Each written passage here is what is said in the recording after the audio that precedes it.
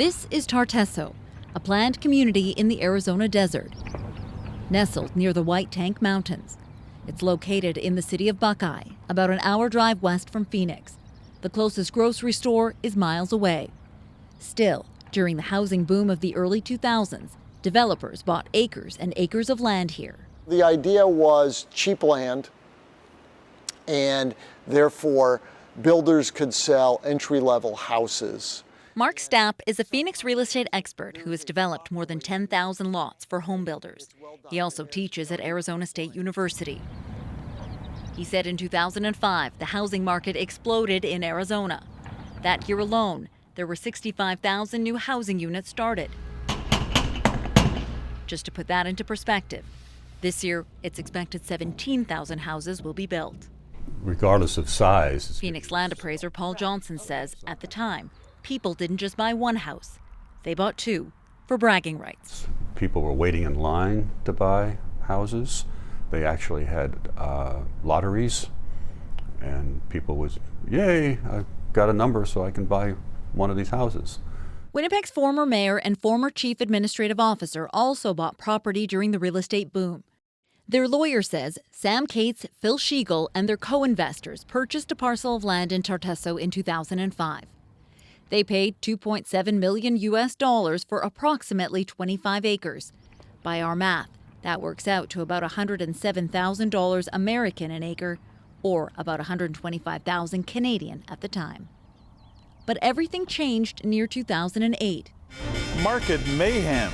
An economic crisis is rocking the financial foundations. The industry went belly up, and millions of Americans walked away from their homes and mortgages. Things were especially bad in Tarteso. Construction came to a complete halt, even though fewer than a third of the planned 3,300 homes had been built. All of this vacant land was supposed to be developed. Houses, townhouses, and apartments were planned for this neighborhood, but never built. Other communities closer to Phoenix began to recover from the U.S. housing crash as early as 2011, but not Tarteso. When the bottom of the market fell out, builders pulled out of here and never came back. Until a few months ago. In fact, the property owned by Sheegl, Katz, and their partners is now leased as cattle grazing land, producing an annual tax bill of $33 last year. All right, let's go. When Gus Rink moved into the neighborhood in 2011, the economy still hadn't leveled out, and many of the houses nearby sat empty. That house. The Chicago native had been looking for an affordable place to live and found it in Tarteso. He bought his 1,900 square foot house for $90,000.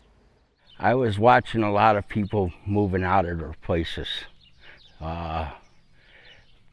They were abandoned. So, like when this property opened up, I got a good deal on it. Developments like this. John Needham bought a house in Tarteso in 2015 and says prices were still low. Originally from Colorado, he and his wife had had enough of the cold and snow and knew they wanted to move to Arizona. We looked at a lot of the valley because we want to move down here, and this was the only place we could afford. And it's not really the slums of a city, but it was priced like the slums. And that is what has Arizona real estate experts scratching their heads about the land deal involving Sheegl and Katz.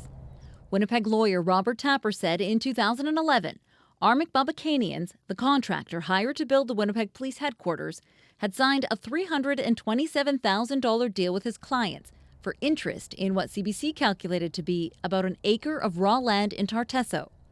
The price is more than twice as much as Katz and Sheegl paid near the height of the real estate boom for a piece of land that's located on the edge of the existing development and remains untouched. I have no idea how you would derive that kind of value estimate for a piece of property out there.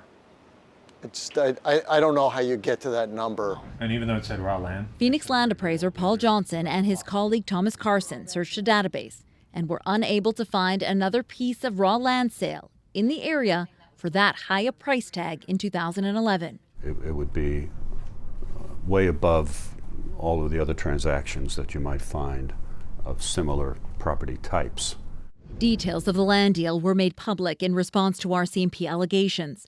The Mounties had searched bank accounts belonging to Sheegl and Katz as part of their investigation into the purchase and renovation of the Winnipeg Police HQ.